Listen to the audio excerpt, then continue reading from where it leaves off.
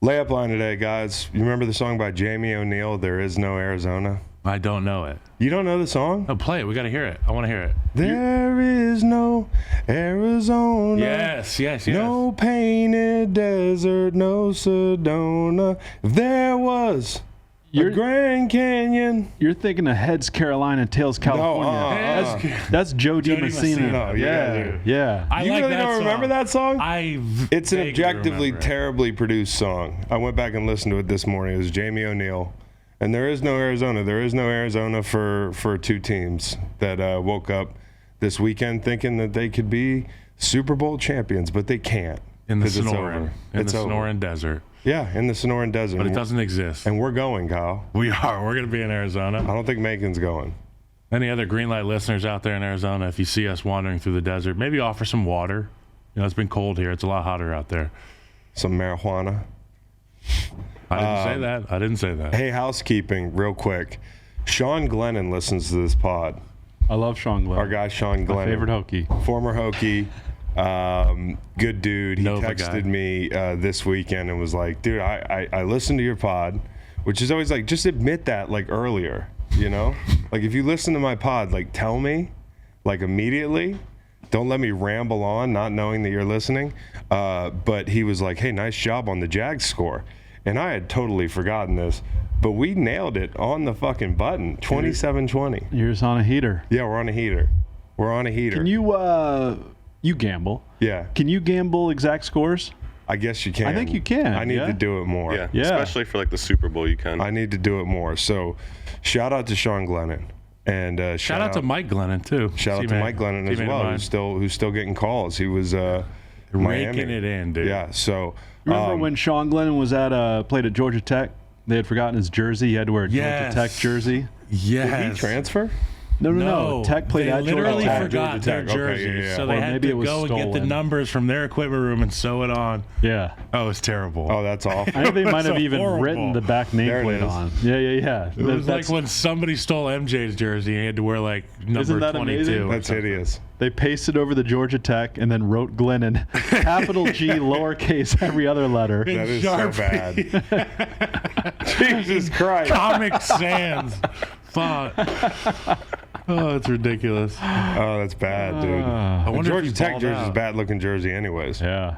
That was when they were Russell Athletic. Now they're New Balance. Yeah. That might be Boston College. Georgia Tech's Adidas now. Yeah. Is So that shout out. Reggie Ball's Yellow Jackets? Yes. Yeah. He was Yeah. a baller. Yeah. Shout out to Sean Glennon. Guys, important question here. Well, I want to alert you of something. If Brock Purdy wins the Super Bowl, he gets to go to Disney World, right? Yeah. Or Disneyland. I'm not sure which one it is. Gets to, Yeah, gets to, has to. But does he have to Disneyland. be the Super Bowl MVP or just win it? I feel like somebody recently shoot it and Yeah. somebody else went. I think it typically goes to the MVP. Though. Well, here's the deal. If somehow he finds his way into the MVP conversation on Super Bowl Sunday, he could go to Disney World twice because Mr. Irrelevant goes to Disney World. Wow. So the question I have for y'all is, would you take 2 trips or would you do like a week at Disney World? He hasn't taken Like double the, up. The Mr. Relevant So trip. he hasn't cashed in on his Mr. I don't think Relevant he's trip. cashed in on that trip yet. Stack it up. Or Right? maybe upgrade the room. Don't go for a longer duration, but just have the most elite room at Disneyland. I'm spending a week. The Mickey Mouse suite. I'm trying everything. Like I told these guys last night, I'm going to have Mickey Mouse bringing me room service, Yeah. sampling all the pools, Minnie unlimited Mouse petting zoo rubbing the time. shoulders. Yeah. No state income tax. So if he gets paid for all of his appearances down there, he's cool. Yeah, he's clear. Okay. You guys know double it up. You guys know what Minnie's name is? Minnie Mouse. Minerva. Really? Yeah. You're full of interesting information. I think it is. What's Mickey's government name? Mickelson? Not Phil. true. All right, we're going to roll into America's teams. Speaking of America's teams, I had a realization last night. Jim Nantz should have run for president. He has a president face. He has a president voice. He does. I just think he could have saved our country at some point. Now, I love what he's doing in the booth. He's very important to us. But don't you think he could have run for president? He's like he Yeah. could have played a president in a movie or a TV show at least. He's probably one of those. Hey, I like your social issues and all, but but I also like small government. You think? Yeah. That's how you think. Highly President Jim electable. Nance, yeah. It's funny. People have heard a lot more of him talking than our probably the last two presidents combined because we watch so much sports. The one before The one before did a lot of talking. They've hidden the last. The last one, ironically, has talked less. Current one, yeah. Yeah, the current one, yeah. So, Last one. so yeah, I don't know why I realized that, but I got some America's teams. okay, Still go ahead. can, by the what? What, that he Still could run. run for president? Yeah. As you might have known, there's no There's no age limit. ceiling. We got to start with San Francisco 49ers. Their brand of football defensively is so physical. It's what draws people to the game of football. Really, primarily, is people like to see hits, big hits. They all fly around. They've got superstars, but then at the center of it is the juxtaposition of Mr. Irrelevant, who we were just talking about, and this storyline that we've watched. I think it's 7, 8 in a row now. Brock Purdy has a chance to do something that nobody's ever done. And, yeah, they're my number one America's team.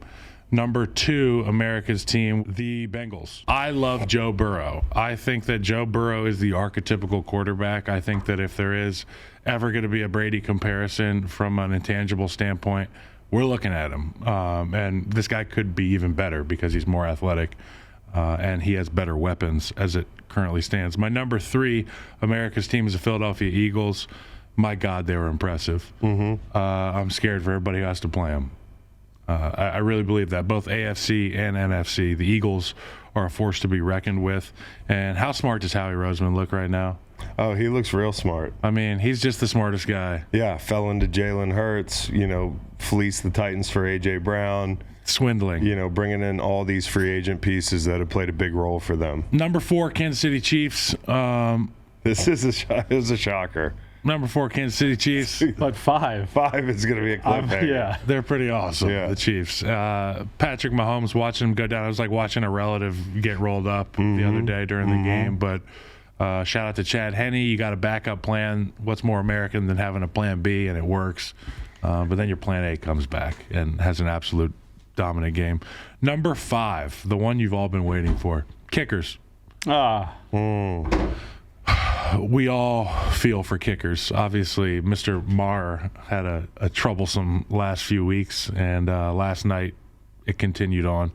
But then you look at the other sideline, Robbie Gould. They call timeout at one point in the game where there's like a delay in the action. Robbie has to go back to the sideline. Yes. And what you see is a guy who has so much experience in controlling what he can, and that's his process. And I think a lot of it stems from him playing golf. Yes. Sometimes you got to step away from the ball and reset.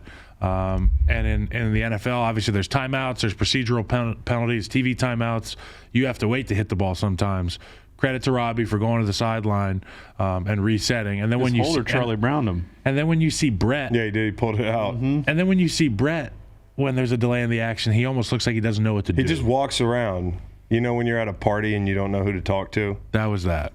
Yeah, you kind of float. Number 5. Okay, that's good. 4 of those I didn't see coming. Yeah, well, it's that time of year. It might be time to downsize America's teams, as suggested. America's team. Yeah. In the offseason. In the offseason. Yeah. Hey, for me, let's go to Philadelphia, Pennsylvania, Okay, yeah? good. Yeah. The Temple Owls. Oh, yeah. Winners of 6 of 8. They got number 1 Houston on Sunday. They got them 56-55. Kelvin Sampson said the Cougs had a bad day. Now, Temple's 12-9, but just goes to show you anything can happen in the greatest sport we have, college basketball. Number 2. You believe that? Yeah, I love college hoops. Yeah. Okay. NFL for me, probably 2. As my love for college football dwindles by the second. The United States of America is number 2. And I'll tell you why. There are 3 American men still in the Aussie Open. We're to the quarters, and there are 3 American men still playing. Love that. Also, Jessica Pegula is still playing on the women's side. She is progeny of Buffalo Bills owners, the Pegulas. Yeah. Yeah. Wow, good for them. Yeah. She's the 3 seed. She's amazing. And finally, a lot of pressure on her this week. Do you think they'd rather the Bills win the Super Bowl or her win the Australian Open? Great question. A lot of pressure on her this week. Super Bowl. She's wearing a 3 on her skirt for tomorrow. She hasn't lost We the have to Australian sacrifice Open your 4 kids. times. She hasn't lost the Australian Open 4 times in a row. Yeah, that's true. And she's got Coco. So that means there's still 2 American women in the Local Aussie golf. Open. Okay, sick. Hey, time zones. I don't know. I don't know what to do with them. I just want to make a point that game ending at 9:45 p.m. Eastern time last night was delightful. Awesome. Yes. Which would put us in the Mountain time zone because the game started at 6:30. If normal primetime games started at 8:30. Yeah. So that's like your Denver. Yeah. But for everything starting at 7, that means it would be 5. That's a little too early. Yeah. So I still think the ideal window Midwest. is the central time Chicago, zone. Illinois has it figured out.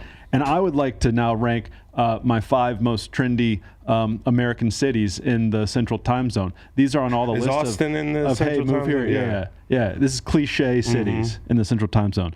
5, Minneapolis. I'll keep it moving. 4, New Orleans. 3, Chicago. 2, Austin. 1, Nashville. Yeah, trendy though. Chicago. People been living there a lot for a long time. It's one of those. It's a classic Yeah. that remains fresh. Yeah. Yep. Chicago. Number 3, Boston Celtics, winners of 9 in a row. They're a little dinged up, but they're 35-12 for goodness sake. First in the East. Let me read you the top 5 teams in each conference. Might surprise you. Read them. Celtics, Sixers, Bucks, Nets, Cavs, West, Nuggets, Grizzlies, Kings, Yeah. Yep. Pelicans, Kings. Mavs. The Kings are What are the third in Kings West. doing? Were they supposed to be tanking? No, they traded for Sabonis. They're good. Okay. It's a bonus. Is that Arvidas' son? Yeah. Yeah, progeny I'm a of. fan of the Kings. Yeah. Keegan Murray, Yeah. De'Aaron Fox, yeah. Yeah. Sabonis has a kid, and he's playing. Yeah. Number 4, the Cincinnati Bengals. Joey Burr's what I call him. Ice cold. Shiesty. They got moxie. I love that team. And this is what I think I've decided I'd like for the Super Bowl to be. Cincinnati and my 5th America's team, the Philadelphia Eagles. Yeah, it'd be a hell of a game. They're a fun club. Bully ball, as you noted, Chris, on Saturday night when I was with you in Corporate Scott. That was cool. Yeah, we at got the bar. Yeah. Yeah. Turned out I wasn't that drunk. I was just pretty high. I Yeah. turned to you and I said, I'm not drinking anymore. I'd only had like 4 or 5 drinks. Well, I don't know if you said you were drunk. You just said you weren't completely. Yeah, I wasn't Lucid. I You wasn't said, myself. Yeah, I was kind of in that mode. Yeah. Yeah. Went and got a burger at Jack Brown's. That was me during the Giants game. Yep. Yeah, but we got to see. But it was good to see you. Good to see you too. Kind of forgot about that. You forgot that I was there. It was a little hazy at that Yeah, point. no problem. Eagles, 38-7, a laugher. Yeah. Going away, Yeah. America's teams. Okay, America's teams. Penn State, number 1. There we go. Congratulations, Marcus Hagans.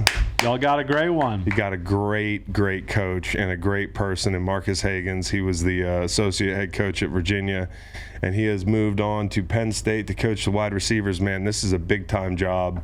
Yep. And a big-time program. We talk about Penn State with Sanford Steve all the time. They're one of those teams that can make that playoff leap. Yeah, we'll catch them in the playoff this Yep. year. So I know Virginia will miss him, and he is an awesome coach. He deserves it. He's a great Yeah, person. America's teams, that wide receivers room at Penn State. At Penn State, the wide receivers room for sure. They're not Happy Valley. They're Ecstatic Valley. That's right. Okay, I'm going to go Cincinnati Bengals.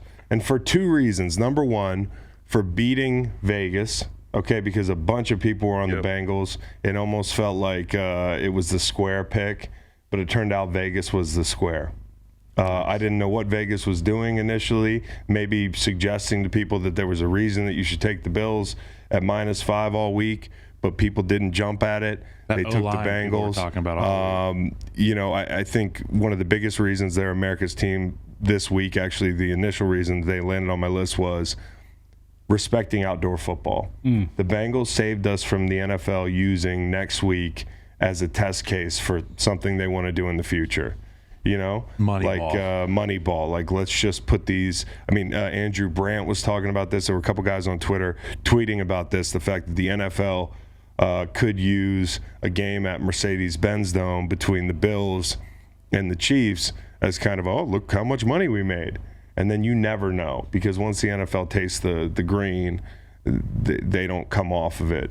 And so the Bengals saved us from having to watch a sterile neutral site game, and we're going to be at Arrowhead because the Bengals handled their business. So thank you to the Cincinnati Bengals. Kansas City and Jacksonville wives, Tammy Reed and Jeannie Peterson. I don't know if you saw this, Best but they're friends. best friends. But Saturday, they were frenemies. They were the dreaded frenemies. Waylon asked me what that means. I had to explain to him because we were watching the game. They panned to Jeannie and to Tammy, and they said, today they're frenemies. And I had to explain. If Waylon were a bit older, he would understand the concept because you and I have been frenemies on a number of occasions. I kind of feel like it was like, I would liken it to, I was like, hey, man, like before Trump, our two political parties, people got along for like 4 years, and then they became frenemies around November every fourth year. No more, but before that, that was kind of what it was like. We were a bunch of Tammy Reeds and Jeannie Petersons. T. Morant and Shannon Sharpe. Yeah, they got back together. They hugged it out. Even though Shannon Sharpe had the upper hand in the hug, he definitely pulled T. Morant into his center of gravity, which is an alpha move. And I don't think T wanted any of those problems. Shannon still looks enormous. I don't think Desmond Bain wants any of those problems. Ends up being a massive L for him. People after the game said he was dressed like a GTA character doing his interview. Yeah. Notice Steven Adams wasn't mentioned in Shannon Sharpe's. I mean, this was unbelievable. I was watching something else, understandably, the other night because who gives a fuck about the NBA in January, except for Matt. And somebody was like, "Turn on the TV, Shannon Sharpe." It's like pro wrestling. It was like wrestling inside of a real sports game. We need more of this. We need a media member to start a beef with an NBA player in every market. Stephen A. Smith beefs with somebody in New York. I'm going to beef with an NBA player. I feel like this is going to put me on the map. I'm going to pick an NBA player to beef with. I asked Matt to find me a list of 5 to 7 NBA players that he thinks I can beat up. I put some that might be tougher and some that are easier, but here's a list for you. Well, I just want you to know before you read this list, I'm zeroing in on Kevin Huerter. Okay, I'm thinking maybe I say, hey, Kevin Huerter, Sacramento King. You don't have great length. You know, it's going to be hard for you to guard wings. I don't think you're a great separator. I don't think you can create your own shot very well. Left. You're right. And if you're interested in Kevin Huerter, may I suggest Grayson Allen? Yeah, for sure. But the key is I don't actually want to beat this guy up. I might actually want to beat Grayson Allen up.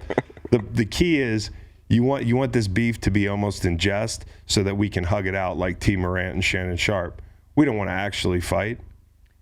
You got Marcus Morris on there. I feel like you and Draymond would have a really good back and forth. A knockdown, drag out, or just verbal? Like a good spat, in any arena. It would just be funny because Draymond, I think, is a really smart guy. I just watched this weekend and I was like, man, he's got Jokic on here? Yeah, he's a monster. That's the one guy I thought could... We were making a list of people you couldn't beat up to. Okay. Jokic is on the list. I feel like he's got some length on me. Me and Matt were talking about guys that Shannon Sharpe would starch in the NBA. And Most of them. And I put the over-under at conservatively 60%. 60%. Just at to least. be frenemies with... What does starch mean?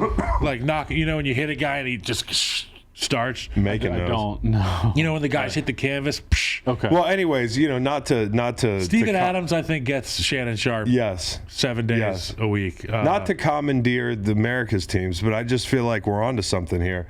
Did you see all the attention Shannon Sharpe got? We could roll up to a fucking Pistons game and be the main event. You have to have a cool outfit, though. Tell Marvin Bagley III, what's up? Yeah, dude.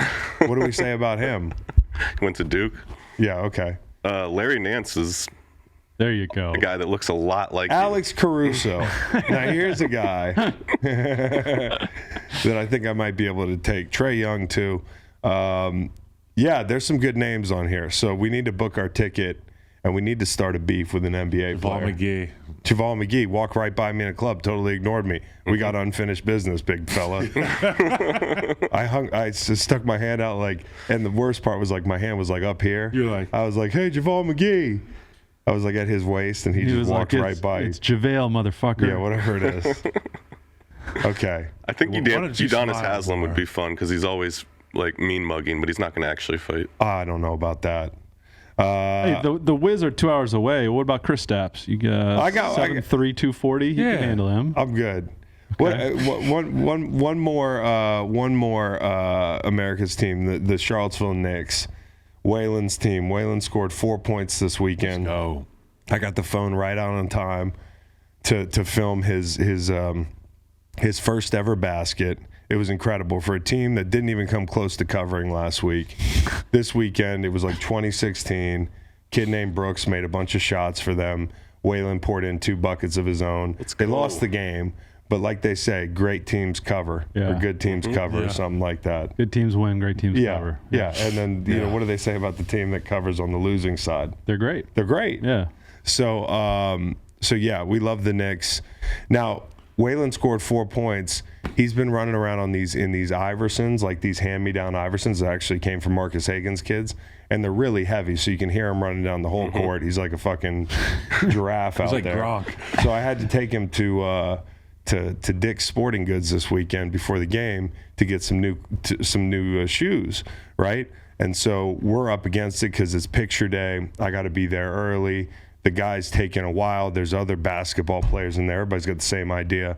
They don't have the LeBrons. They don't have this Under Armour pair he likes. They're like, we do have the Kyries. Yeah. Discounted. So, no, I don't know if it was discounted or not, but like... Flat sole. It's a pretty good shoe, Kyle. And I was sitting there in Dick's Sporting Goods, and I'm watching him try them on. He's like, these fit, Dad? And we're right up against it. We got to leave after like this try on. And I'm thinking to myself, like, this is where you stand on your principles, right? You don't like Kyrie. He's an anti-Semite. He rambles on. You've never liked him, you know? Do you tell the kid that it's not going to be this pair of shoes and reach for the fucking E-tonics or something? And I didn't. I crumbled in the moment. I had to get the picture day. And after the game, he scored 4 points. We're riding home in the car, and he goes, it's quiet, and he goes, hey, Dad, got to be the shoes. And I just kept quiet. So, yeah, America's team's the Charlottesville Knicks. You better hope those feet grow rapidly. Get them into something else. We need to get him into the Enos Freedom Canter. Just joking. Just joking. All right. Okay. So let's talk about these games, shall we? A lot of games. A lot of games. I think we start in chronological order. Kansas City, Jacksonville, right off the bat. I was really interested in this game. I was interested in seeing how Trevor would respond. I was interested in seeing how aggressive Doug would be. And I think the thing I came away from this game thinking is, number one, the Chiefs' chances of winning a championship have diminished greatly with Patrick Mahomes' injury.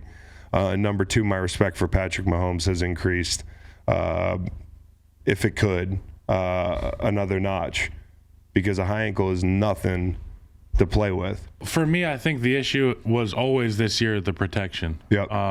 When things break down and people get around Patrick, particularly his feet, he can get out. And we've seen in years past where he's had lower leg issues. We saw him with the turf toe in the Super Bowl, where he was just under duress the entire time. I think it's going to be a lot of that against the Bengals. We're going to see a guy go out there and play hurt. Yep. I would venture to say he's playing injured. Yep. And what we saw was a guy playing injured this past weekend, and it was gritty and it was tough. And that's, you know, people, there's a lot of hyperbole when they talk about toughness in the NFL. What we saw was no exaggeration of the word. And credit Chad Henne for being ready, and credit the coaching staff for yanking Patrick to the locker room. Obviously, they won. 5 plays later, there was like a 5-play period where I thought that the internet was going to lose its mind. You know, was Chad not warm? Is that why he went to the sideline? I don't Chad know. was warming up, and then he was like, fuck it, I'm ready. Yeah, I don't know. And then there was the whole conversation, which essentially we were trying to read lips, but it amounted to, hey, if the x-ray is negative, I'll put you back in. And Patrick didn't want to leave the field. No. Now, I will say this. Chad Henne deserves a lot of credit. You just mentioned him. 98-yard drive, a bunch of plays. Pacheco had a 35-yarder. Just to have to stabilize your team psychologically. When Patrick Mahomes goes down, everybody's thinking the same thing. Did our entire season just go up in smoke? You know, and even if he comes back, things have changed. Can we win this game? Jacksonville was within striking distance at that point because 10-7. Yeah, they were playing with their food a little bit, and Henne goes in and just runs the offense, stabilizes the situation, and comes up with a key touchdown. It wasn't like they were watching this drive thinking, how are we going to be next week if Patrick doesn't play? This was like an important drive. We got to win this game. And so what he did was huge, and you can't discount the impact that he's had there in Kansas City over his tenure. What I think is interesting as we look ahead and as we evaluate the rest of this game, Jacksonville brought pressure early but didn't follow through when they had a chance to with a wounded Mahomes. And I want to say this, like Warren Sharpe, again, who gets a couple shout-outs on this show a month, it feels like. But when you tweet things like Arden Key deliberately fell on Patrick Mahomes' foot, you're kind of asking for it. I think that's kind of an irresponsible tweet. Mm-hmm. Calling a guy dirty, that tweet has tens of thousands of views. And, half the reason, ironically, that I think he's falling off him is because he's protecting the quarterback, a la the new set of rules that seem to get piled on every year when it comes to what we can and can't do with quarterbacks. So, he falls on his ankle. After that point, they really didn't have an aggressive mindset that I think they should have had in trying to win this game on defense. They really didn't hit him a lot. Patrick Mahomes' play action splits went way down as the game went on. You saw him trying to hand the ball off, on a stretch play. And they're like, hey, I don't know if you realize they call it a stretch play. He's got to stretch and get the ball to his running back. Play action, some of the magic that he creates. We're going to talk about the Bengals game in a second. I watched that first game again. There are a ton of plays in that game where he's extending plays in the red zone, especially with his legs. That's off the menu. And pump fakes. Do you remember the Michael Jordan touchdown where he leaps over with the jump man? That's off the menu. All that stuff's off the menu. Play action might be off the menu. He holds the ball for 2.9 seconds on average. That's off the menu probably. In the red zone, he's up around 3. He can't create the same way that he did before that injury, and it's not going to be any better by the Super Bowl if they get there. So this thing isn't getting better. I've had a high ankle until the end of minicamp. He won't feel a semblance of normal. I want people at home to understand. If you play on this thing, it could change the way your ankle moves forever. When I played on a high ankle in 2011, it was my contract year. I had to play. We just shot it up and played, and it during the week you cannot walk, depending on how high it is. You shoot it up on Sunday. You take Toradol. You take some painkillers. You go out there and you drag that thing around like a cinder block, and at least it doesn't hurt so much. But I'm going to tell you what's going to hurt. Anytime you try to cut, you stop on a dime and cut or put the brakes on. Anytime you try to push off and get that extension because your Achilles gets tight too. His foot is a flat. It's a brick, dude, from now on. He can't be on the ball of his feet. We saw them showing a lot of the replays of the foot and the tape job that he got. And one thing that you noticed, he was flat-footed and almost heel strong with his back foot footing. And I was asking Matt Ryan about it, and that's what he kept talking about. It's his back foot. That's concerning. As to the scheme and stuff that's going to go missing for the Chiefs, that's out of the playbook, I think it's also interesting because now we get to see another version of Patrick Mahomes, and Andy Reid says, okay, he's not going to be mobile, but one thing I know Patrick has is a couple things. Great decision-making, incredible arm talent, and receivers who can make plays. And a guy named Travis Kelce who finds the open spot. So I think they may go Texas Tech, air raid, mixed with inside zone, hand it and forget it. There's not going to be the big play action. They're not going to run naked. We're not going to see him get outside, contain. It's going to be a pocket passing, balls out quick offense, mixing in the big runs with Pacheco. Kyle, and this team is built to run the football. And, although they're not great in third and short, which is going to be an issue for them going forward because they're going to have to move the chains responsibly. Like you said, it might be more quick game and that sort of thing, but the run game is going to be huge, and you could tell they leaned on those big bodies up front. That's not how they've been built in years past. And we've talked a lot over the last 2 years about how they've tooled up front to go to war. Kyle, now it's kind of like your Ford Raptor, Kyle. Your Fox Racing suspension, you need your to be supercharged able to do V8. Now you get to use that. Most days you're like, fuck this thing. I mean, it's hard to park this truck. Why do I have it? I'm not one of these off-road guys. Sure. but now you can use it. Yeah. Like it's kind of like when you got to actually drive it through a field. And we've or been something. getting after Andy Reid forever about it, and Yeah. we don't want to. I always say I don't want to scoff at Andy Reid's mentality, but I always balk at it because Yes. you've got a guy named Pacheco who you can hand the ball to. You've got a guy named Jerick McKinnon who can run hard between the tackles and catch a ball off play action. Yes. Now you can't do the play action. Yes. Now you can't even hand the ball off on the stretch. What you were talking about, you got to hop on one leg there. D linemen, linebackers now know my key is when I see Patrick Mahomes back, Yes. I can trigger downhill. Yep. Usually they have to stay at home and keep their feet flat and wait for him to pop up and see what the guards are doing. Now they can say it's a run because you know what he's not going to do? He's not going to scamper off of a play action. And you can run more man if you want to in certain situations because you're not afraid of having your back turned to a quarterback that can run. You mentioned Travis Kelce. He had 14 catches. Absurd. That was pretty predictable because the Jaguars dead last in the league against tight ends. And that really showed up. Okay, like looking ahead to the game, we're going to talk about Cincy in a couple minutes, but looking at it from a Mahomes standpoint and looking at it from a Kansas City standpoint, I mentioned it. Cincy's tough in the red zone. His time to throw goes way up. That's off the menu now. When you look back at that game, they didn't get Kelce going in the first half. Like, he didn't have a catch the first half, and then he cost them the game with the fumble. They're going to get a heavy dose of Kelce. They're going to try to get him going. Scantling played well as well in that game. The big matchup for me is DJ Reader and Hill inside. Kansas City, like I said, they're physical, but these guys are a real pain in the ass in the middle. And then how much does Lou blitz him, right? We talked about Jacksonville not getting there. We said they can play more man. Like 2 years ago, something to keep in mind, Patrick Mahomes had turf toe and a concussion coming off that Cleveland game, going into the AFC Championship, and he absolutely torched the Buffalo Bills. So he's shown before that he's tough enough to do this stuff, and he can overcompensate because he's so talented. But this injury is a little bit different.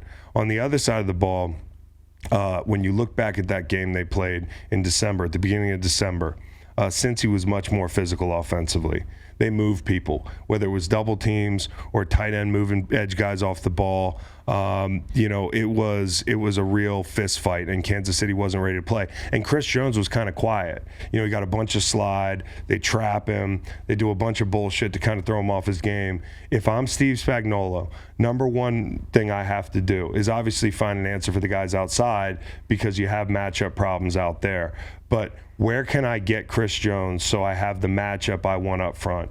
Kappa's not playing. That could be a loss in the run game for them. But where can you put Chris Jones? Can you put him at right end? Can you get him the one-on-ones? Are you going to run twist stunts? Are you going to design pressures so that you have him matched up with their worst player? Here's what I saw from the right tackle on the Bengals this past week.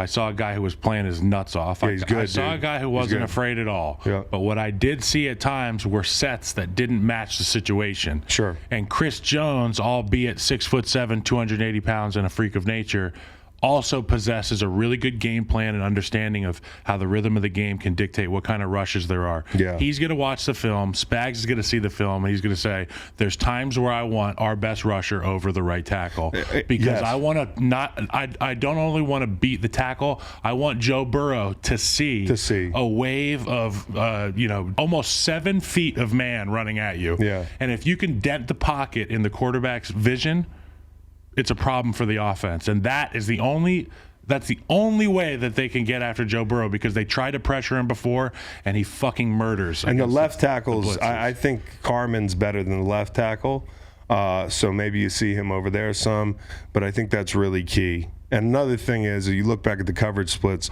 they played mostly cover 3. They played like 15% man the first time they played. You could see man go up in certain situations. I would challenge these receivers, man. Because he can't extend the play. And another thing is, Cincy's D-line got after it against Buffalo. Let's go to that game, shall we? That was since we're doing the AFC first. Yeah. Cincy, number one, you talk about physicality the first time they played Kansas City.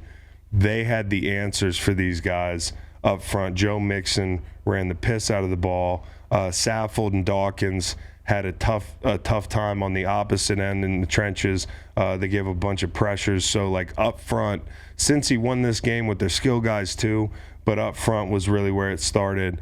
I thought, immediately jumping out to a 14-0 lead, the Bills had to abandon the run game, and it was a really tall task for Ken Dorsey in an offense that, when you look at this team, I think one of the biggest takeaways, number one, defensively, not being able to exploit the matchups that we just talked about for Cincinnati.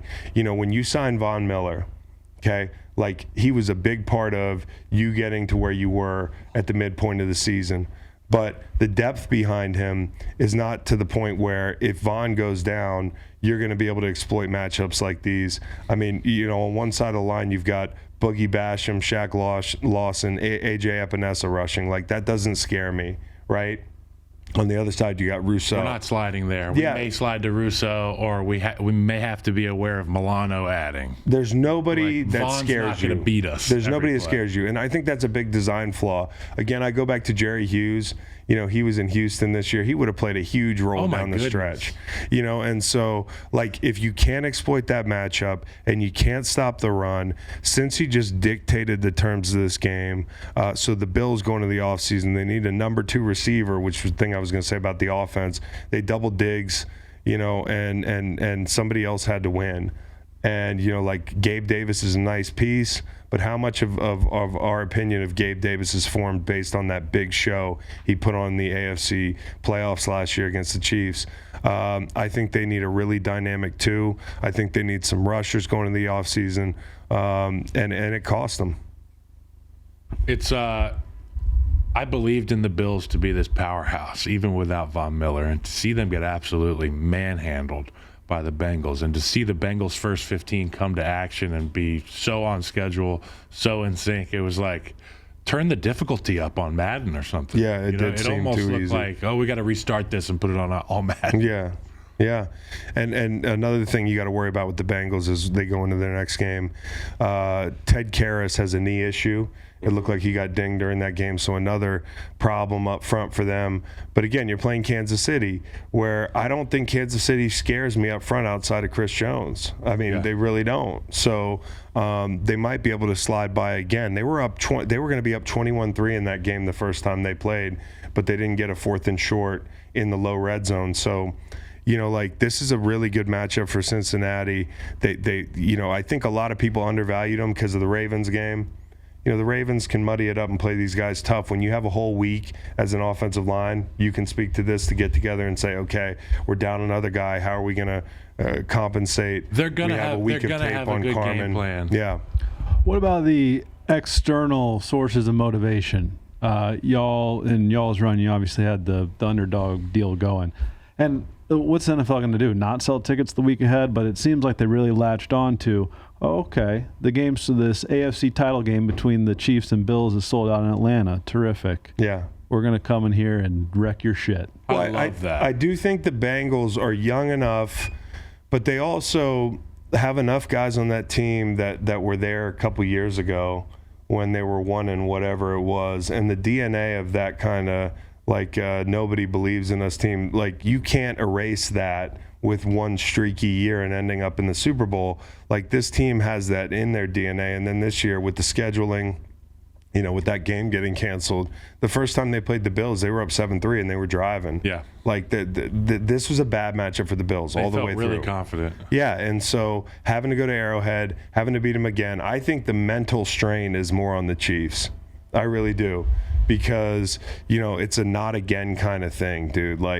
They've lost now to these guys enough times where you're like, this is a pattern. Do they own us? Joe Burrow's not going anywhere. You think about Patrick Mahomes, you wake up one day and you're like, this is my conference for the next 10 years. And all of a sudden, it's not just Herbert. It's not just Allen. Now you've got this guy in Cincinnati who kind of has your number. So I know he can't wait for this game, even though he's injured. I know Patrick is going to be so up for this. No question. The ultimate competitor. No question. Dawson Knox, by the way, in the Bengals game, cost the guy $1 million, dude. There was a guy who put a parlay in for $50 or something. I'm thinking about Hayden Hurst. It was all. Hayden Hurst played well too. Beast. Yeah, beast. So, and Justin Reed knows that.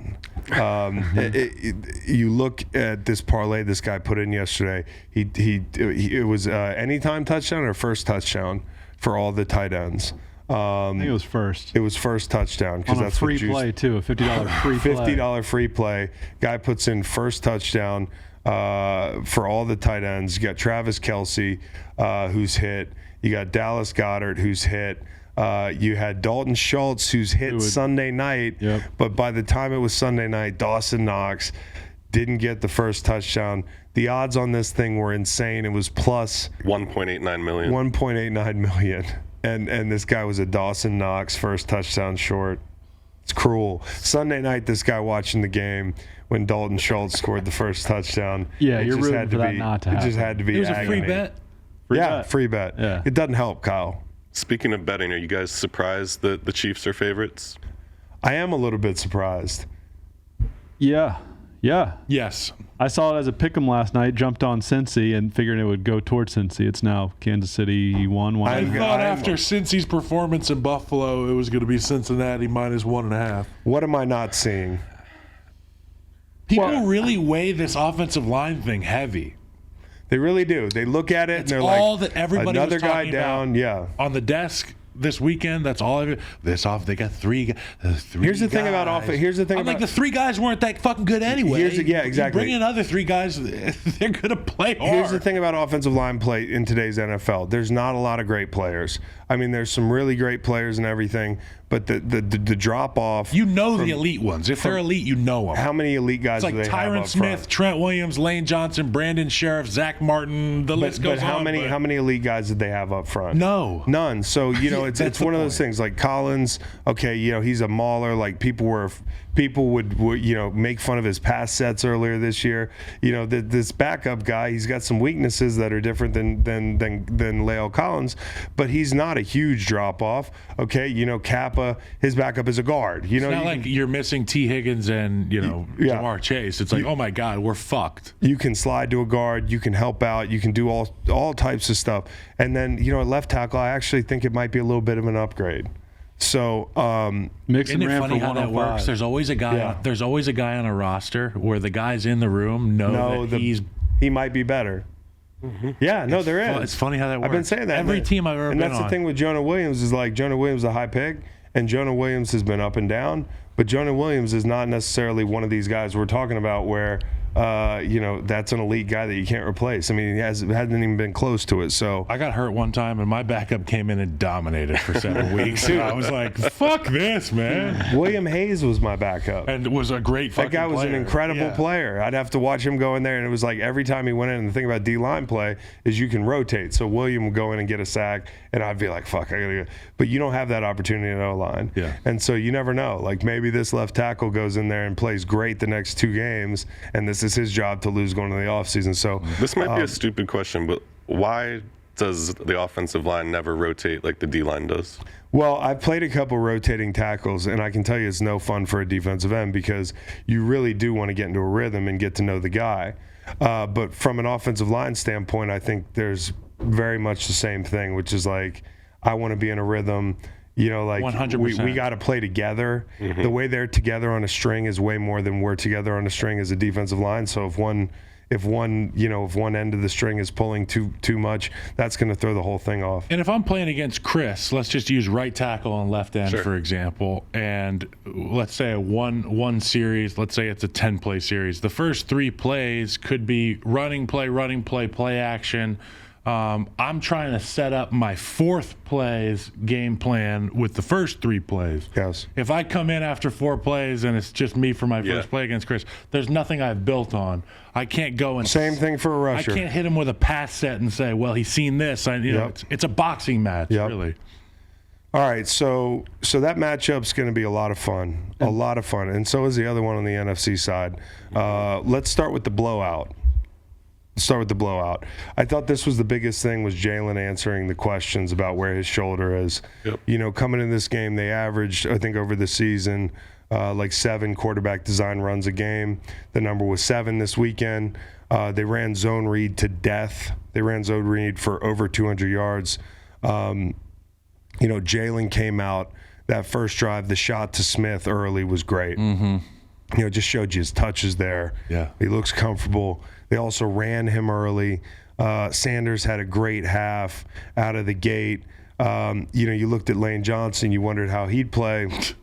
I didn't. But he played fine. He looked like Lane. I know he's dragging that hip a little bit. He's just crafty. He's crafty. He's such a smart player. They put Dexter Lawrence out over him, and I was like, oh, buddy. Yeah. Like, hold up there, buddy. Yeah. Help's on the way. Yeah. Well, help never came, and he just had to sit on that bull rush. And I was like, if his hip's okay, it's going to look okay here. And he held up, and I breathed a sigh of relief. He looked really good. I told you that edge rush didn't scare me. It was more about containing those inside guys. But when you jump out to a lead like that, it just felt like Philly was too much. They just were such a better team. And this was the one thing. It had to be one play. There's always one play that fucks up your perfect weekend. I thought that Giants +8, maybe with a backdoor cover, maybe in a lower scoring game, but it just wasn't even close. This team's so much better. Your number one receiver, if you're the Giants, is like Darius Slayton. He's like a 3 somewhere. Dick James. You couldn't get the run game going. Your left guard, your center, got just bulldozed. There were times in this game early where the defensive line was so vertical for the Eagles, whether it was Josh Sweat blowing up a toss crack, Fletcher blowing up a QB read, Hassan Reddick on 3rd down beating Neal, and then the very next play on 4th down, and this was the desperation play. 4th and 8. 4th and 8. This is like, hey, we're down 14-0. We got to go. Well, and at that point, it was just 7. It was just 7-0. It spoke to me how much Brian Dable realized they were outmatched. Sure. These boys are playing. Yeah, like we got to go. And Hassan comes around on a stunt and runs over the center. Yeah. And it's turnover on downs. It's loud in that motherfucker. They look pretty healthy on that D-line. Yeah. It was 2nd and 5 from the +37. It's the Sweat and Reddick sack, 3rd and 3. That doesn't make any sense. And then the Reddick sack to 4th and 8. Yep. I mean, 4th and 8 on the Philly 40. It's a tough Graham Gano from 58, a punt. If you're going to go, my thing is let's get some easier yardage on 3rd down. That's one thing that always kind of bothers me. It's like there was a play or two in the Bills game where they took a shot on like 3rd and 2. Take a chunk. And then it's 4th and 2 and you punt. And 4th and 8 is one of these situations that feels dire, especially against that defensive line. But it spoke to how much Dable realized the gravity of the situation. If you feel like you're just as good, you probably punt the ball. Yes. And a 58-yard field goal or going for it. After seeing how outmatched the Giants were by the Eagles, does it further strengthen the case that Brian Dable was a Coach of the Year type candidate? I hope not. I hope it goes the other way because I need Nick Sirianni's ticket to cash. I'm kind of worried about Doug Peterson, but they got beat. Are the votes not already Chris, in? does it give credence to the fact that Brian Dable's a great coach? Yeah. No, he's a great coach. Is what I'm trying to say. He covered up for a lot of inefficiencies. I think you look at it too. Like Buffalo missed him. I think they just didn't have a lot of talent. What does it say about the Vikings? I've been bamboozled. They went to Minnesota. Hoodwinked. And ran Donatel out of the building. They were efficient. They moved the ball all day. They couldn't even get started in Philly. They couldn't even get going. They couldn't establish anything. And, I should mention Jason Kelce on posting that Ellis kid and pancaking him with one arm. Mm-hmm. Kelce just never ceases to amaze me. I keep thinking he's going to get older. I mean, he is older. I know he's hurting. Because I saw him 4 years ago when I was on the team. He was waddling around the building on Mondays. But he just has this incredible, very specific type of athleticism that's perfect for his position that allows him to play at a high level, even into his 30s. I mean, the guy was all pro this year. He's one of the most respected players in the league, and he's not slowing down. I don't think anybody uses their hands better at the offensive line position than Jason Kelce. Yeah. His ability to get underneath guys with his hands. Coaches always say, get your pads down. Yep. But really the key is get your hand inside. Right. And Jason Kelce's a master of that. No question. Both Lane and Jason, 26 pass blocking snaps, 0 pressures, 0 sacks, 0 QB hits. That's how Not you even do it. close. That's how Not you even do close. Not even close. Of course, as we talk about San Francisco, and they're going to be playing San Fran, this has been a collision course I think most people have agreed that they're the best two teams in the NFC. The big matchup's going to be Jordan Mailata and Nick Bosa. And on the other side, it's going to be McGlinchey and Hassan Reddick. So there's two rushers and two offensive linemen you want to keep your eye on going to this matchup. San Francisco got the win last night.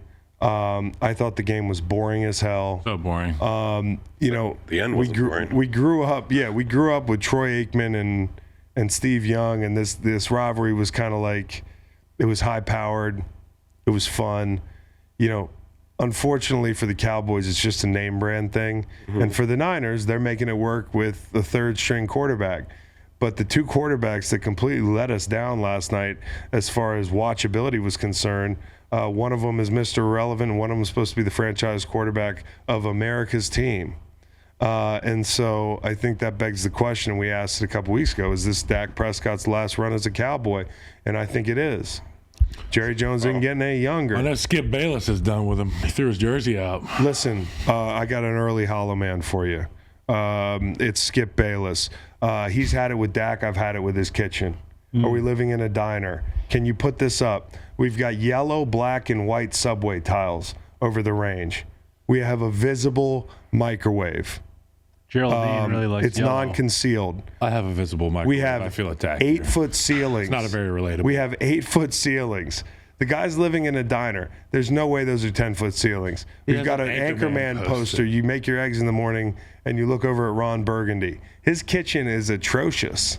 There's no way that's his everyday kitchen. That has to be that's an Airbnb. Do you think that's in his? Yes. Do you think that's his man cave I kitchen? think it's 100% like garage Airbnb. kitchen. That's the guest house kitchen. That's not the everyday kitchen. He's like, hey, honey, I've seen this kitchen before. I I think I've seen this ugly ass porno. kitchen before. I don't think you think it's an you think it's an Airbnb that he goes to every day? I think this might be his house. It might be it might be the second kitchen, maybe in the basement. Maybe there's a watch room. That he has TVs on the screen. Who's putting yellow, black, and white subway tiles in any kitchen? I wouldn't put that in my third kitchen. Well, and don't miss the prop trash can because there's no bag in there. Right. He had that set up before. That's right. That's his Jersey trash can. We were talking about that before. Like it just sits there. One of his friends comes over and accidentally throws something away. He's like, wait. What's her name? Like Griselda? This looks like Mike Tomlin's game room. Geraldine, I need my bucket. Dak's playing like shit again. Oh. It's poop again. He really might be a toddler inside. Yeah. Big baby. He really might be. I don't know. I think this is. I don't think it's an Airbnb. He's got the olive oil out there behind the I think range. it's very clearly an Airbnb. Okay. Go see if there's a Skip Bayless episode of Cribs. Google will tell you that Skip Bayless lives in Oklahoma City, but that's likely not where he tapes. He has an Airbnb in L.A. You for the think show. that's the Airbnb? There's pills and stuff There's up there. pills. Look, you don't put your pills out unless you're. Well, maybe they're vitamins. Yeah, it is a vitamin. That's a fish oil, omega-3 fatty acid. Yeah. You still need those in rentals. Anyways, where were we? Dallas. Yeah, they lost the game. Well, Dak hey, threw 2 picks. Dak almost threw Greenlaw pick 6 at the end of the game. It was almost like fuck, just like that, huh? Yeah, well. One thing that I want to point out was the reps that Tyron Smith was getting at right tackle against the Defensive Player of the Year. Yeah. And I credit Greg Olsen for covering the coverages and the receivers. I think it's awesome, and I learned a ton from watching him. I just wish there was like a lineman-specific broadcast where it was showing us every replay of every bull rush, every hand swipe, because people want to see that. People want to see Trent Williams, against Micah Parsons or Tyron Smith against Nick Bosa. They do. When you watch film, Kyle, how do you watch it? I watch it inside out. Yeah, I watch the 2 guards in the center, the first millisecond of the play to see if it's run or pass or what it is, and then you work out from there, especially like when you're watching Kansas City and Cincy. It's easy because I want to find Chris Jones. I want to see how it they was a handle. boss fight last night. But like there's not enough people watching from the inside out. Yeah, no. That's a great idea. An alternate broadcast focus on the line, like another one with like cornerback, wide receiver. I'm just saying, you got 2 guys here who can do it. You got an O lineman, you got a D lineman. Yeah. Yep, there should be options. But I thought Dallas on a short week wore down. in the second half, 71 yards rushing at 8:43 p.m. This is a 6:30 game. 2 hours into the game. Dallas had them 13 rushes for 28 yards. Yikes. Okay, so that all changed.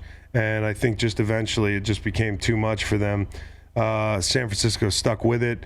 Purdy, again, didn't make the huge mistake.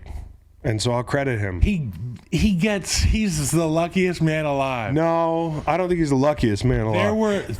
He could smell Micah Parsons' breath a number of times. There were times where the ball would float out like a duck and nobody would rally to the football. That's what I mean by lucky. There were some instances where the ball could have gone the other way. He just didn't make the huge mistake. Yes. And Dak made 2 of them. So I thought Kittle's catch was the difference in the game. That drive was the difference in the game. That's where they really started pounding the ball. At the beginning of that drive, there was some conversation, I believe, about how fast they should go. Right. And my whole thing was, you have to remain aggressive on this drive. But it played out exactly perfectly for San Francisco because they had a chunk, I believe it was the beginning of the fourth quarter. They had a big chunk to Kittle. So they got out of the danger zone because when if you're sitting there, you want to keep the momentum going. You want to at least get to midfield so you can flip the field and you can change the way they're playing defense on you. They had that big reception to Kittle. That was a great catch. And then they sank in and ran their offense and they milked clock and they ran the ball. And that's why they won the game. And it was so beautiful how they snapped the ball with 1 second left every time. Every single time. It's not optimal. a given. That is the difference between a very well coached team and a team that's well coached. And you should give Purdy some credit. The end of half, end of game situations, every single player to a man on the Niners defense. Which and one the were offense, they? Very well or well? Very well coached. Okay, good. The Niners are very well coached. Cut it a little close at the end of the half there, did Purdy. Yeah. Every single he did. Every single guy on that defense knew the situation at the end of the game. We keep him in bounds or we get him out of bounds. Every guy on the Cowboys seemingly had no clue. Yeah. You asked me the value. I was asked last week about the value of Eric Bieniemy and why he needs to be a head coach. He is in charge of the Kansas City Chiefs 2-minute end of half, end of game situations. Right. And when you see these big, huge wins and these comebacks and Patrick Mahomes' heroics, a lot of it was installed, all of it was installed every week by Eric Bieniemy. Right. I want to know who's in charge in the Saturday night meeting for the Cowboys to say, when we get in this situation, and we will, men, you know that, and we will, this is what happens. When we get in this situation, no timeouts left, 5 seconds, down a touchdown, we're going to run the Zeke is Mike Webster play. Hey, now y'all are clowning.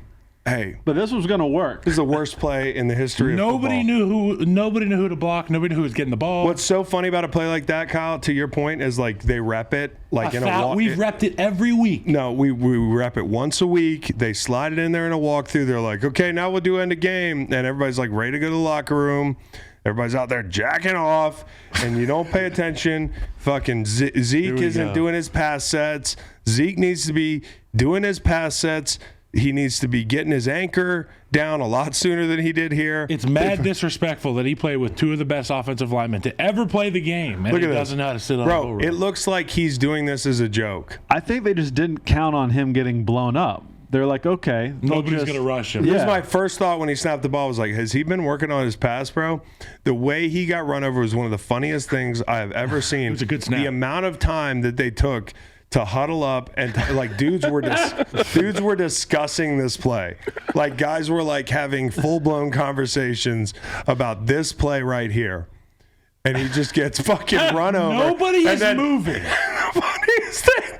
They can't get a pitch because he just look. But then see at the top of the screen, he's got the convoy of the O linemen. They pitch it right back to him, and he's gone. That's a touchdown. Bro, Ward has a 12-yard head start. This is telegraphed. All right, hit the end cut. Boom. He's just laying there. Season over.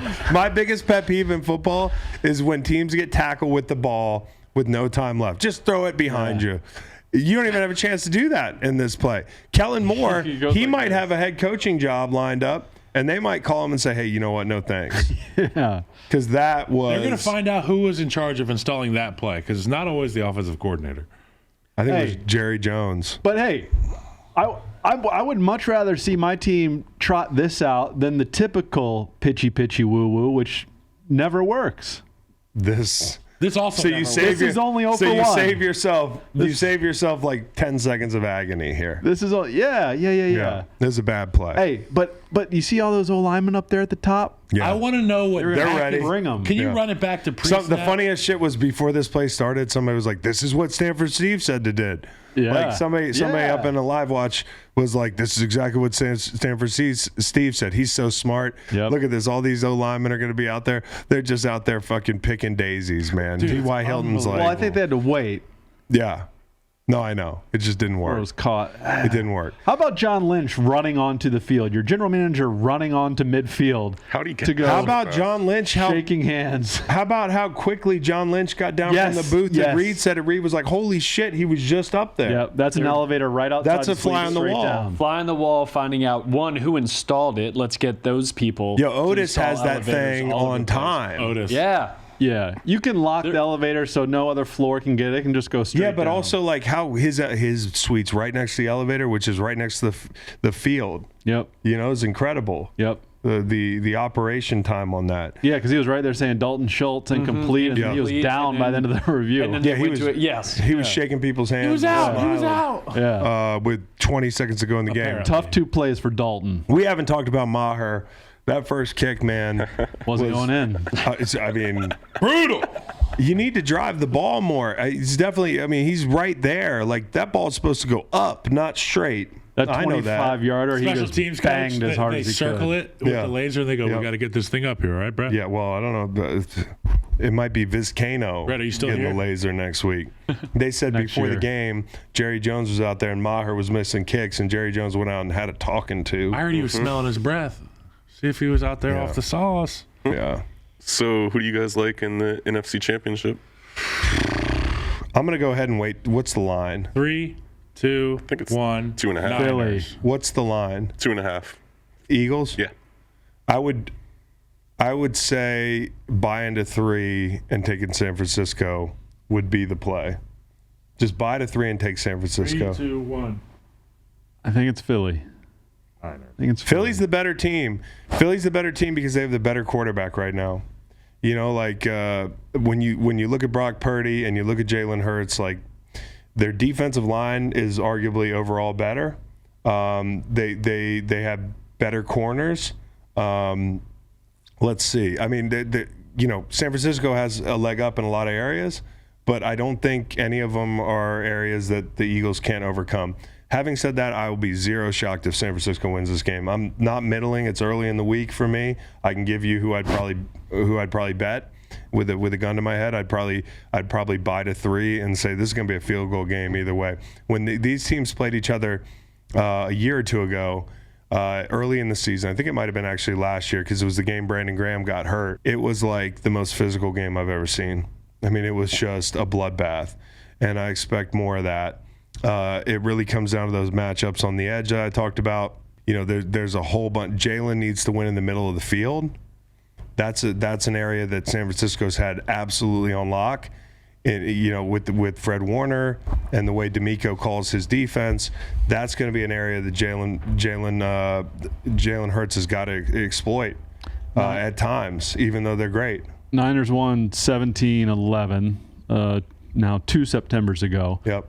But leading receivers for Philly, Quez Watkins, Kenneth Gainwell. Things have changed. Yeah. Things have changed, but the physicality on that field Sunday is going to be much the same. Even if it plays out and it's a little bit of and they open this game up a little bit more, I think it's just going to be Big hits. it's going to be a slugfest. Big hits, big blocks on the edges. Yep.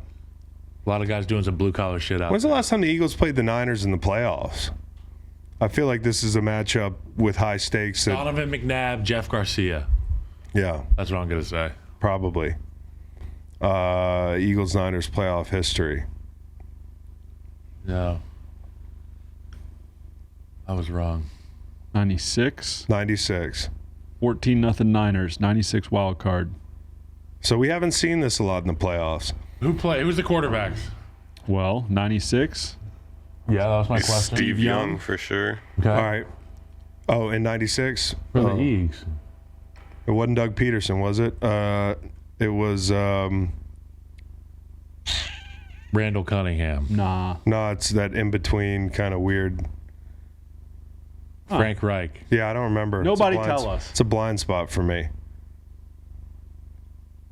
Nobody say it. Randall Cunningham. Randall Cunningham. That's 95. Jay Fiedler. Is that right? Ty Detmer. Ty Detmer. Playoff. Ty And Detmer. Steve Young. Ty Detmer. That's it. Talking about an interplanetary war. So let me ask you this: what's the best and worst uniform matchup in the Super Bowl? Great question. The worst is going to be red on red. If we get San Francisco, Kansas City, that's just And no we've thank you. just seen Kansas City it. goes white and San Francisco goes red. It doesn't help. I think it does. Oh. I think Bengals Eagles would be hideous. That'd be kind of cool. Green and orange. Actually, it's not going to be that great. It's just not going to be that great. Either way. Yeah. One final thing I want to say that we didn't say about Yeah. the Chiefs game is I got one of those too. I give credit to the Jaguars for doing everything they did this year, and Doug Peterson and Trevor Lawrence for the strides they make. And I think that loss against the Chiefs was a good learning opportunity for those young players whose first playoff experience was last week and the wild card game. I think that they were a few big plays away from taking down the Chiefs, and they'll be back. They were drop away. But they'll be back. Christian Kirk drop, Agnew fumble. Like there were real opportunities to win that game. Ingram, by the way, is going to make a lot of money. Yeah. Much to your Glad he chagrin. figured that out. I do not appreciate Coach Andy Reid playing for the Jags backdoor cover as a 9.5 better. They got the improbable fumble in the red, and then went 3 and out, and they got the improbable pick, and then went 3 and out again. 1 first down, and it's a 10-point win. Yep. I felt like I deserved that. Jags bettors deserve that. One away from a perfect weekend. Bad beat? Is that what they call that? No, I don't think it was a bad beat. It just was a beat. Backdoor. It was a backdoor cover. It wasn't a bad beat. Yeah. You know? And it was telegraphed. You knew Jacksonville was going to come down. Doug was going to do the You smart knew thing it. and kick the field You knew goal. it. Yep. You knew it because he's smart. Yep. So, And I like Trevor Lawrence. I like Trevor Lawrence more after this year and after these playoffs. yeah. Hey, can anybody just take away Kelce? This is a serious question. Then we No. move on. But like, can Anarumo dial something up? Yeah. To take away He a tight did. end. He did. The whole first half of that first game. And Trey Flowers, who's probably going to be the Kelce guy, was hurt this week. So get him back. They had a plan from the first game. The Jags just don't have a plan for any tight end. Okay. So, and I think that's a lot of the reason why Evan Ingram had a great year. It was like he's so used to torturing the Jags in practice that he's like, oh, it's just like practice. You know, it's like Confidence. That's a confidence. I like that. Yeah. It's a risky strategy because then you get torched by Travis Kelce, but it does build Evan Ingram's confidence. Kelce 4 for 56 against Cincy, only 6 targets. That's a recipe for and the success. big fumble. And we talked about this all the time. Von Bell, who had a great game. Like he's one of those guys in secondary that can create turnovers. I've mentioned a lot of the big turnovers that they've created over the season, especially in the back end. Pratt had the big fumble forced in that game. You know, you add that to the forced fumble in New England game, forced fumble late in the season, a couple times that they had where they were just really ball aware. That's one of the hallmarks of Lou's defense. Okay, it's mentions time. Hell yeah. I mean, it's just Cincinnati, isn't it? Yeah. It's got to be Cincinnati. That's right. It's got to be Across the board. Cincy. There's, Leaving in a there's no other snowstorm. flights. Leaving in a snowstorm. Yeah. On your way to the crib, getting ready for the AFC Championship game. Yep. Kind of scary leaving in the snowstorm, but once you're up and over the ceiling, which was probably low. Then it's that orange glow. Oh, it's beautiful. the orange You see glow. the sun. Where you see the sun, you haven't seen the sun in 36 hours. You beat the Bills, you see the sun. I don't mean to jump on. I know this is going to be a mention later, but maybe they do a lap around the city. You know, the snow's coming down. They can see it floating around. It's beautiful. Maybe they do a lap. Beautiful. Yeah, see where they the city they conquered. I'd be like, what are we doing? Worst plane ride. I'm going to go the owners that D'Amico Ryan's canceled on. Last week you said maybe he should just say, hey, no thanks to the meetings. I want to project my focus and my attention to detail. Well, he did that halfway through, his 4-interview lineup this weekend, he was like, hey, I've had enough. Maybe he didn't want the first 2 jobs, but he wanted the second 2 jobs, and this was his way of showing those franchises that he's preparing to coach a football game. But what rich people don't like doing, and I'm talking about these really rich people, is they don't like going somewhere for nothing. Okay? So, like, worst plane ride, the 2 owners that had to turn around on their G5s and go back to wherever the fuck it was. Those 2 owners, the Cardinals and the Colts. The Colts, Irsay had to go a long way. Yeah. And by the way, did you hear this week that the Irsay McDaniel story broke? I don't know if you guys remember, but I've been saying for, I don't know, ever since I found out about this thing 5 years ago, I never wanted to say it out loud, but I've told you guys there was a reason that Josh McDaniels didn't take that job. Yep. And the thing I had heard 5 years ago was that Josh McDaniels went, had Irsay over to the house or whatever it was, and Irsay was acting erratic as fuck. He was in the bathroom for a while. Like an hour. Yeah, like a long time, like Dumb and Dumber. But not the same reasons. You're right in there? And Well, maybe. Josh and his wife decided, hey, this doesn't look like a stable situation, and they backed out of the job. And so Josh became this villain, but he didn't tell people why he backed out of the job. And this weekend, that story came out of left field. Somebody broke it, and I thought to myself, that's exactly the same story I heard 5 years ago. He's a bowelist. No, he's not a bowelist. I don't think he's a bowelist. Well, Yeah. his Irsay's stomach hurt. Yep. So worst plane ride. Also, Dylan Brooks' worst plane ride. Yeah. You know, like you got to get online, read the mentions. Unless it wasn't. Nobody likes you. Everybody sided with Shannon Sharpe. Nobody Yeah. thinks you can beat Shannon Sharpe up. Unless it's a stunt. His own team doesn't like him because he's a ball hog. He's a ball hog. I found that out this weekend. Dresses like a guy in GTA. Here's one. from Not off that the board. jacked. I always thought he was like Not jacked. that jacked. Here's another reason why I Too think I small can to beat guard up a lot of LeBron. NBA players. When you see Desmond Bane on the court, you're like, oh, that guy's yoked. Yeah. I saw him in the locker room. I was like, oh my God, he's got the body of a teenager. Like, I work out. Prepubescent. I putting on train those 3 times a medium week. I think jerseys. I might be able to throw him around. You know, I'll throw him around for Shannon. They're all built like Macon. But I'm starting with Kevin Herter. Thank you. Nice. You're healthy looking. Yeah. Yeah, thanks. I just told you look like an NBA player. Yeah, I know. I said Okay. thanks. Who would Yeah. win Steven Adams versus Kyle? Just by Steven the way. Adams. I think I got It Kyle. would come down to a wrestling match. Yo, a lot of why I think Steven Adams could beat people up is predicated on his accent, his face, and He's strong. how many kids lived in his house. Yeah. They were like, when there's 14 kids in the house, you got to fight. Yes. Like there's fighting going. Steven Adams has a sister. Her name's Valerie. Careful. Do you know of Valerie Adams? No. She is a gold medal. She's 6'4", 260-pound gold medal New Zealand. Now I track might and have field. Valerie Adams over you. Valerie Adams. If you go Dame to Valerie if you go to the images, this is call. what genetic superiority looks like. Okay? Yes. Steven Adams and the Adams. And he's not that much taller than her. Adams All right, family. so here's the thing. She'd kick my ass. So Kyle, I've never seen Steven Adams fight. Well, Now I know who he grew up fighting. I've seen you fight, and you're also a very big guy. So I actually got Kyle. Okay. Okay. Hopefully, I never have to do that because I like Steven Adams. Yeah, well, Steven Adams is great. Juxtaposed to meeting JaVale McGee at the club, I met Steven Adams. He was cool as a cucumber. Really? He was the coolest guy ever. I hope all three of us we run up on JaVale McGee somewhere. I don't want to run up on JaVale McGee. I like JaVale McGee. He's got a water charity. All I'm saying is, I want to like him. He doesn't maybe like that us. was why he walked by me. He's like, we can't. Frenemies. Frenemies. Same We're both. space. Yeah. Yeah. So That's good. Full circle. Hey, here's a bad plane ride. The Dallas Cowboys. Yeah. They ended up losing in the NFC Divisional round. Their season will not continue. yeah, that's true. Niners move on to Philly. Yeah, that's true. I didn't think about that. Yeah. That's a tough yeah, one. Yeah, from Tough out of one. left field, the Dallas Cowboys. Hey, and Dak, that website we like with the salary cap hits, if accurate, Dak's the second highest cap hit among quarterbacks next year, second only to Deshaun Watson. Crazy. Yep, How are both those things going? bad spot for Dallas. Can we roll on to the other mentions here?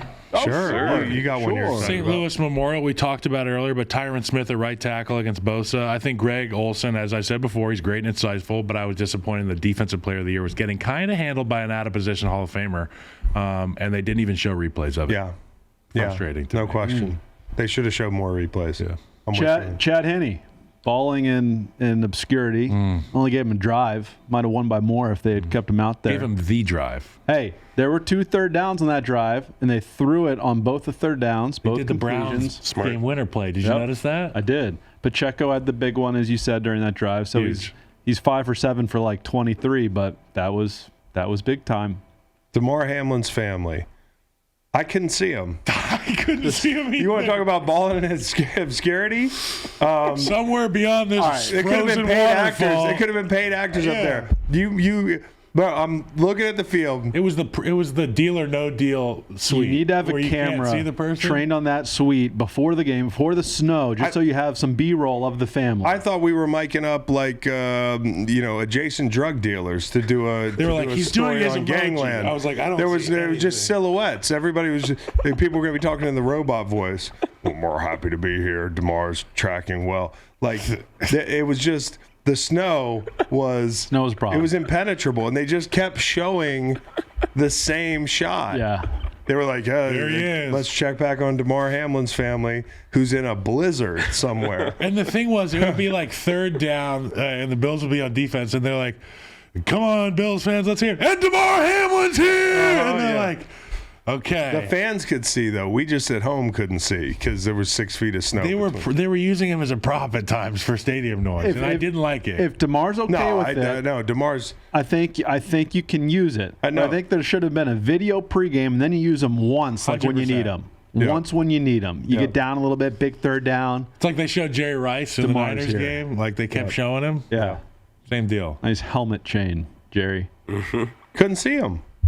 Couldn't see him. Ball in obscurity. It was the deal or no deal suite. Yep. Oh, Bevel Conway. Niners Cowboys.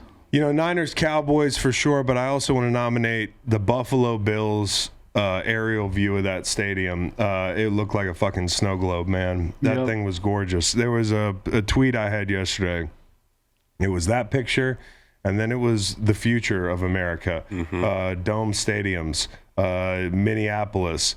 Remember when all the snow fell on the roof there and it imploded? Yep. That looked like shit on the aerial. Good tweet. Yeah, thank you. Yeah. I'll give a viewing party right now. Okay. Tom Brady watching all these young quarterbacks, trying to figure out, weighing the options. Obviously, he's got big bags at Fox if he wants them. But, a lot of people are talking Vegas. And if he goes to Vegas, he's got to play against Herbert. He's got to play against Mahomes. I don't know if he wants to do that. I just don't know if he wants to increase the difficulty again next year. Viewing party, Calvin Ridley. Yes. Remember him? Wow. Yeah, he's watching the Jags game a like, Jag. I can help these guys, and we're going to be pretty good. I think I'll put in a Jags future. What was that deal? What went the other way? Like a Late 5th round round? pick. Yeah. Wow. Their Forgot all receiver about room's him. going to be stacked because I think Christian Kirk actually played up to that contract. Yeah, he did. Yeah. He did. Yeah, except the drop. Hey, I might bet on those guys next year. Yeah. Yeah, that's what I said. You just said that? Yeah. Yeah. I said he might play a Jacksonville future. Fly on the wall? Yeah, sure. Fly on the wall. What was said when Chad Henne came in the huddle, Or what was said when Hey, I'm Patrick Chad. Mahomes first came to the sideline and Chad was warming up? Mm-hmm. And Chad didn't go immediately, and Patrick went to the bench and he came back out. I'd love to know what was missing. Was somebody not warm? Was the tape not ready? Yep. That's what I want to know. As always, I want to be privy to those NFL meetings where they're talking about the neutral game. Are they really rooting for the neutral game? Yeah. I do. I think they are. I think they are. And they know they got us because we're going to watch, and then we're going to go. We're going to spend. Yeah. Fly on the wall. What are you thinking at home right now? Do you like the show? Yeah. That's a good one. Are you still listening? I want to go to the guy in the car. Do you like the show? Yeah. Drop us your hashtag and your opinions. Yep. If they're positive. I don't have a fly on the wall. Hollow man, Jesus. Ezekiel Elliott. Yikes, literally. And Tony Pollard, Now broken hollow. leg. I mean, Yeah, it it's stunk. going to be a while. Yep. I'll give my hollow man to Josh Allen. Yeah. There's a few people you could choose from here. You could choose from. You could go Dak. I mean, like Dak. Who knows what We'd his beat Dak up the future whole show. holds? Maher. Brett Maher going into the offseason. I mean, just think about your mental health, man. Like as a football player, it's so hard to do our jobs effectively. But when you only get one shot and you blow it like a number of times, Like 5 times. yeah, like 5 times, you In get a 5 row. shots, you blow them all. And then the off season starts, and like this is your whole identity. Like he can't go play golf with his friends this off season with his like rich Dallas friends. He can't make the tee time. Somebody else has to make the tee time so his name's not on it because people aren't going to recognize him. They're just going to see a guy who looks like he's in finance. No, Right. I'm Boy. Bill Maher. I promise. It's Yeah. Bill Maher. Yeah.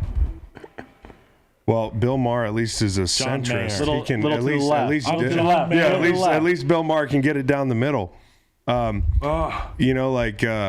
But nah, I think that's tough going to the off season. Like everybody you walk past in the grocery store, that you're like, does he know that I'm Bill Maher? That's tough. Hollow man. 33 years old. Probably can't go back to Dallas. There's not a lot of other opportunities. Yeah. Hollow man, everybody who ever sees me that says, Chris, Yeah. I'm like, yeah. Yeah, I get Howie a lot. Do you? Yeah, Howie. I never get Howie. I always get Chris. I get, hey, how's Chris a lot. I get Kyle. I get Jake. Jake. People call me Jake. The Yep. old wrestling coach from Stab. Yep. Kenny Chernauskas, state championship Yeah. coach.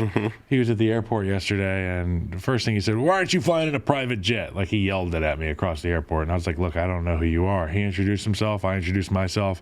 He proceeded to call me Jake for the next hour and a half. Wow. And you never corrected him. No. Sometimes I won't correct people either. That draft was now 15 years ago. Yeah. Crazy. We're old. Yeah, we are old. Can I give a hollow man real quick? Yeah, sure. Please. Sean McDermott punting on 4th and 2, down 14. That was bad. I hate it. I didn't like that either. You've really turned into the 4th down decision bot personified. Hollow man, Dalton Schultz. Yeah. Oh, that was bad. But, it's not like they were probably going to win. But, yeah. This is unfair, but I had a thought that Mike McCarthy might not know the forward momentum rule.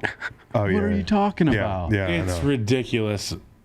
I mean, all these little rules, and I'm sensitive to it because I sat in all these meetings, but the clock runs if you go out Backwards. even or backwards. You have to be moving forward. Like, these Right. are points that are Yep. reiterated. How about the Diggs catch? Or it wasn't the Diggs catch. It was the Chase catch in the back of the Yeah. end Yes. zone. Caught it twice. Catch or no catch? I mean, Yeah. like, we don't know. Catch in the middle of the field, But no catch I'm in the talking end like zone. just a situational. Yeah, football. just the everything. calls are going to be the calls. Yeah, I got a question. Do you know this answer? Can he, No. on his own, dive backward? No, you Of have his to be own moving volition. forward. Dive Okay. backward.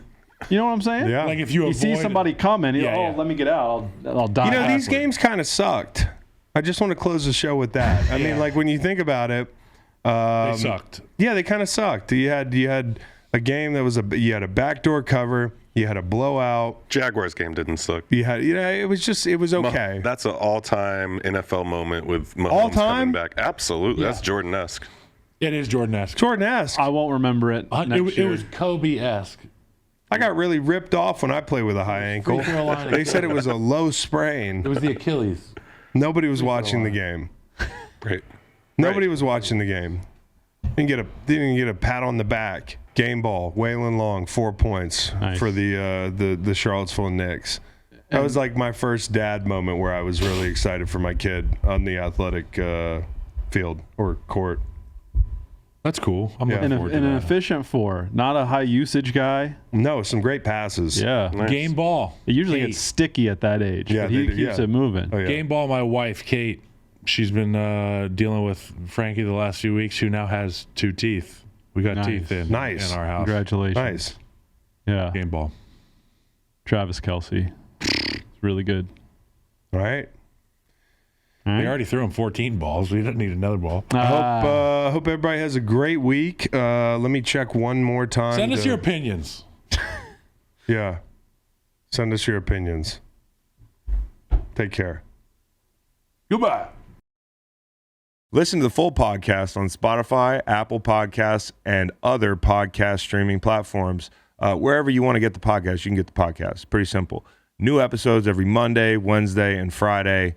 Don't forget to like and subscribe for more content. Podcasts get pretty wild. This is real tame.